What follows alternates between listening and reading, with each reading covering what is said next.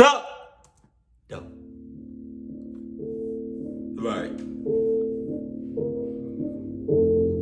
Okay. Yeah. This happened a few years back on Halloween night. Right. One of my friends and I had plans to go around the neighborhood and do the usual trick-or-treating kids our age would do.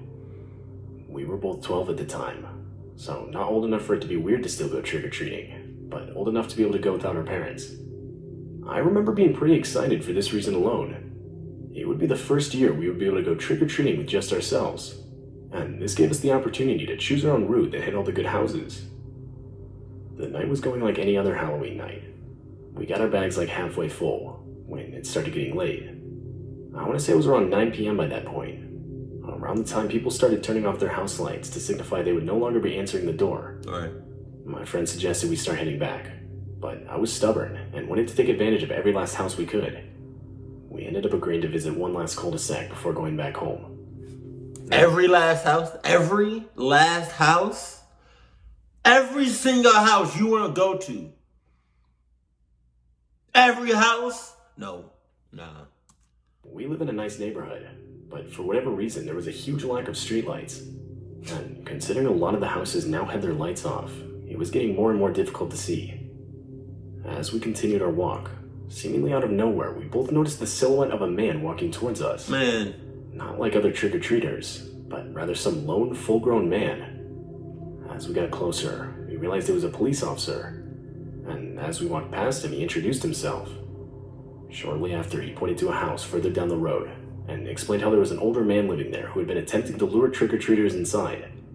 He further explained that someone called it into the police, and that's why he was there in the first place. Throughout the short conversation, he would continually explain how his police car was just over there. Like, that's actually what he said, just over there, and pointed in some random direction. Even at age 12, the whole encounter felt extremely unnatural. But what the officer said next caught both of us completely off guard. He said he needed to talk to the man, but that because he was a police officer, the man wouldn't open the door for him. Though he said if we knocked on the door, the man probably No!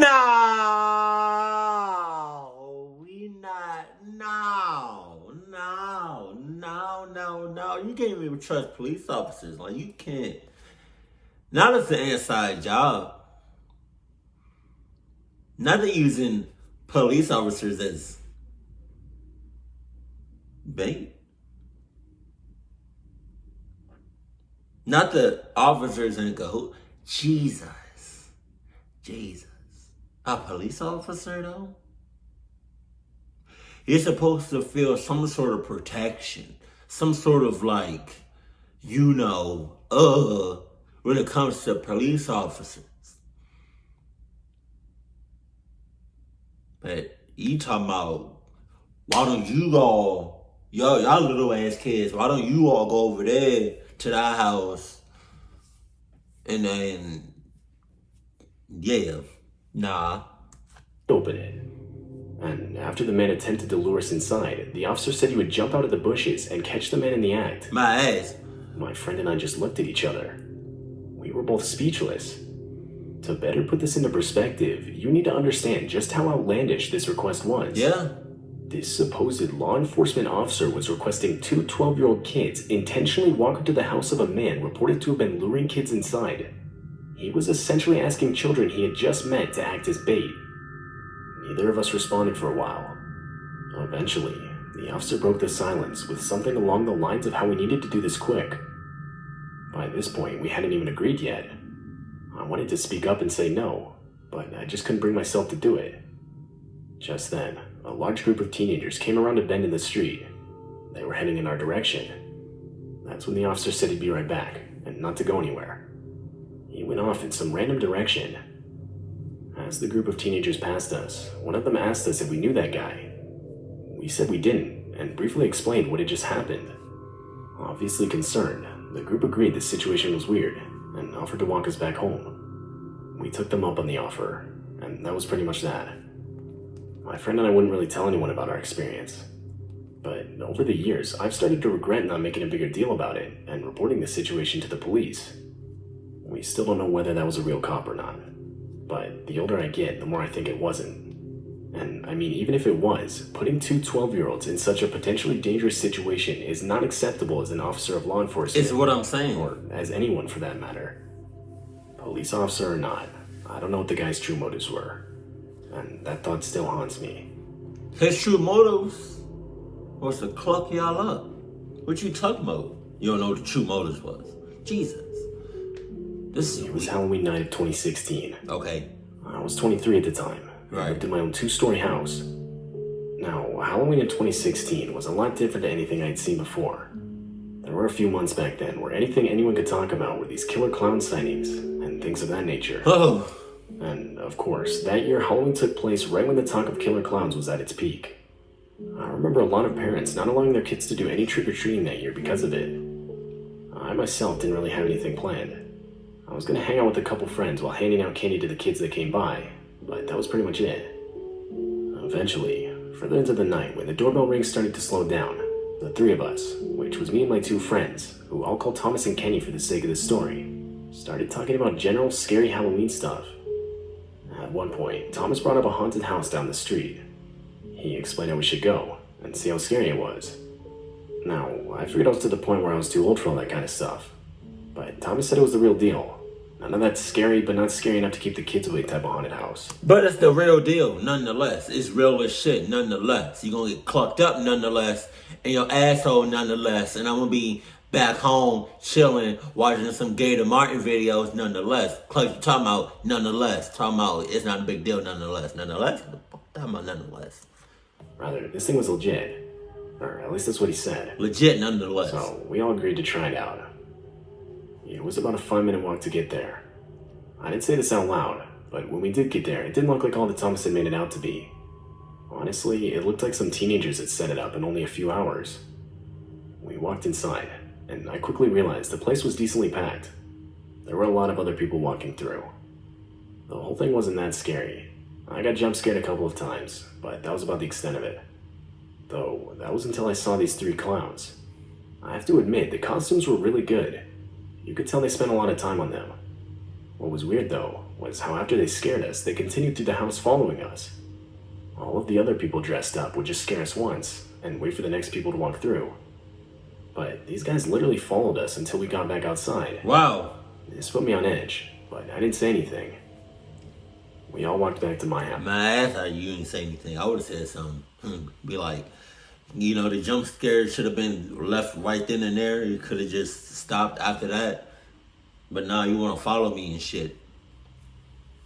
Jump scare. Ah! Okay.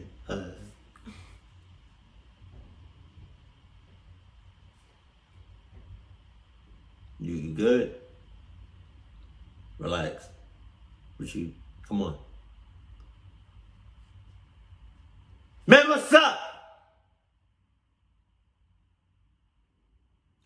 What's up?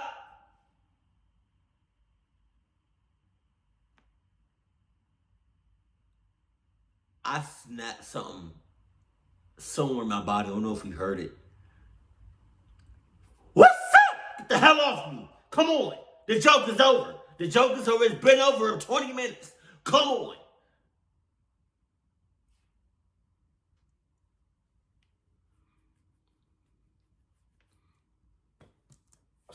And shortly after, Thomas and Kenny would leave. Maybe 30 minutes after they left, my doorbell went off. Man. Obviously, it wasn't uncommon to get late-night trick-or-treaters, but by this point it was around midnight. There was no way this was some kid looking for candy, so I ignored it. But just to hear footsteps walking around my backyard a minute later, I was now just annoyed. In my mind, I was almost positive it was just some teenagers trying to mess with me. I flickered my back porch light on and off multiple times as a way to scare them away. I looked out the window to see if it worked, and that's when I saw 3 men in clown costumes Jesus! in the darkness. My mind instantly jumped to earlier that night at the haunted house. But how could they have figured out where I lived? Unless they followed me back home. I went upstairs and texted a group chat with me, Thomas, and Kenny saying, "Guys, I think those 3 clowns from the haunted house were just in my backyard." Kenny would send a text back saying, "Dude, call the cops." I figured that wasn't a bad idea. At the very least, the cops come here and I file a report for trespassing. As I was dialing 911, the heart-dropping sound of one of the windows from downstairs shattering filled my ears. My phone was still ringing by this point. I locked my bedroom door and hid in the closet. When an operator answered, I whispered that some men in clown costumes had just broken into my house not even a minute ago. I was told to lock myself in a room and hide while staying on the line. A few moments passed, when, I swear, I could hear footsteps slowly making their way upstairs. I tried to stay as silent as I could, but for the life of me, I couldn't keep my breathing down. Man! This went on for what felt like forever. Last The ringing man. sound of police sirens could be heard outside in the street. Shortly thereafter, followed by quick footsteps downstairs and out the back door. After the police made their presence in the house known, I would meet them downstairs. I explained how I heard the intruders leave through the back door, and they would call for backup. Those 3 clowns would not be found that night. And because they were wearing masks the whole time, there's a good chance they'll never be identified. I was left with a broken kitchen window, but surprisingly nothing stolen. Though I don't necessarily see this as a good thing, as it proves they weren't there to rob the place. They likely had much worse intentions. Why they targeted me specifically, though, I'm still not sure. Anytime it's deal with clowns, it cannot be good. This took place a while ago, when I was 14. It happened on Halloween. One of my friends and I had plans to go trick-or-treating that night. Alright. Now, I realize 14 is a bit old to still be trick-or-treating, but my friend and I figured we still had 1 year left in us. We lived in a really nice neighborhood. However, this meant that there's about an acre of front yard for each house, so it took about 3 minutes to walk between each door. But this was made up for in the amount of full-size candy bars we were given. Damn. The neighborhood basically got its reputation as one filled with a ton of rich older people who would all give out full-size candy bars. Because of this, it wasn't unusual to have a lot of other people. Wait a minute. He said rich, a lot of rich old people. Old, I'm thinking 65 and up. You sus and you a clucky. Cause you already sus when you 65 and up. There's a lot of them in that neighborhood. It's a cluck neighborhood, that's what I'm saying. From nearby neighborhoods to trick-or-treat. Anyway, my friend and I had been trick-or-treating for around an hour when we came across this one house. It had an old white van parked in the driveway. Wow! And the house itself was a lot older than most of the other houses. God damn! A old white van? A van? White van. Old white van. You see that, you keep walking. Neighborhood. But we could tell the house had lights on inside, and even some small Halloween decorations hung up outside. So we figured the people inside of it were likely to be handing out candy. Once we got to the front door, we rang the doorbell. After a few seconds, a middle-aged man dressed in a Scream costume opened the door. Oh no. At first, my friend and I were both excited. Typically, if the house owner was dedicated enough to dress up in costume, we could be sure we were in for some top-tier candy. We both said trick-or-treat, and the guy handed us our candy without saying anything. I don't even remember what candy we were given, but what I do remember is what happened next.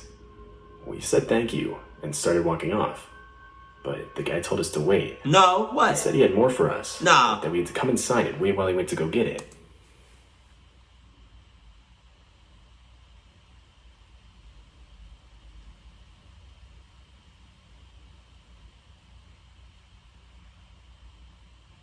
I'll wait for the candy if you tell me why I have to wait inside. Why can't I just wait at the foot of your doorstep? Why do we have to come inside? That don't make no sense at all.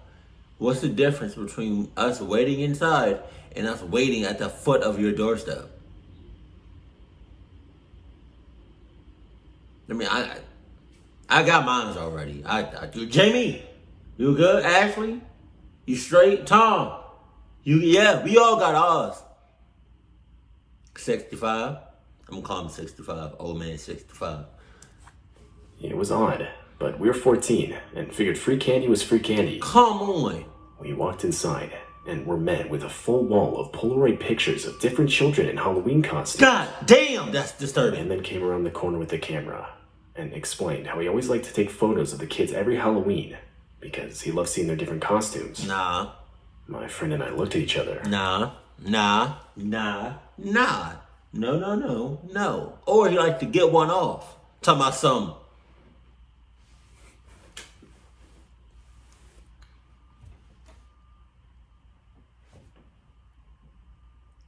Oh! What? And back at the man. I said we shouldn't, and that we should get going because our moms were waiting for us in the car. This wasn't true, but I didn't feel comfortable in that situation. It was honestly really creepy. The guy didn't say anything, and just looked at us with his scream mask as we walked back outside. As we were walking down the driveway, I glanced back at the front door. The man was just standing there, still looking at us, completely motionless. Jesus. We tried to forget the whole situation as we continued trick-or-treating. 30 minutes in, and we had practically forgotten all about it. But that's when we noticed a lone white van parked on the street in front of us. Jesus. This instantly made me think back to the van in that guy's driveway just 30 minutes ago. We slowed our pace a bit, both realizing there was a chance that it was the same van. A small chance, but still. Once we walked past it, it shifted out of park and into drive, now slowly inching behind us. We tried to calm down, reasoning that it was most likely just some parents driving their kids from house to house. This was more common than you would think, as like I mentioned earlier, the houses were a good 3-minute walk from each other. When we got to the next house, we noticed the van parked somewhere behind us. We waited a bit, and that's when we realized there were no kids getting out of that van. It had to have been the same guy from earlier. Dude, what do we do? We were only 10 minutes away from my house at this point. Do not go to I responded saying we should make a run for it. My friend agreed, and right as we booked it, the van did the same.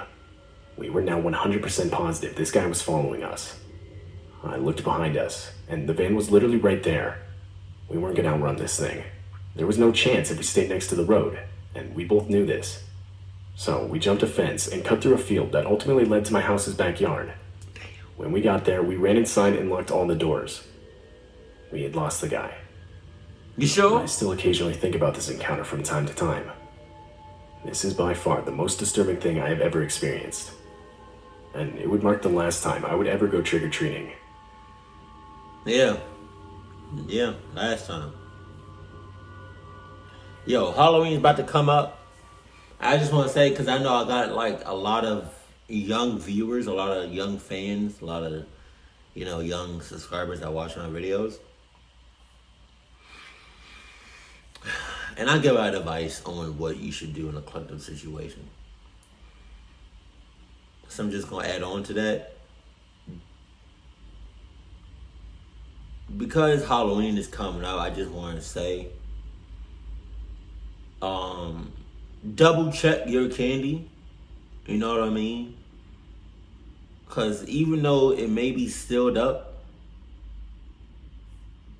people have reportedly, there we go, have tampered or messed with the candy that was already, that they got, like from the store or whatever, and then resealed it back up. So be careful with that. That's 1. 2. You would think it's pretty common sense, but a lot of people don't have common sense. You go trick or treating and they say, I have more candy. Just come in the house. Don't. Just walk. Either walk off or haul ass like a mother clucking.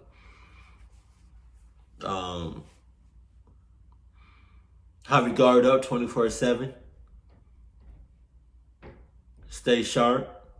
Have both eyes open.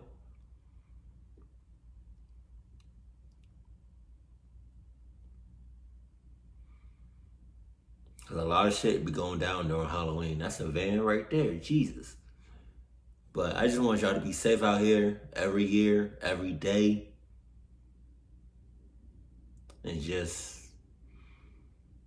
know when cluckness is about to happen or it's manifesting. Keep it cool, keep it classy. And I love you, stay happy, my family.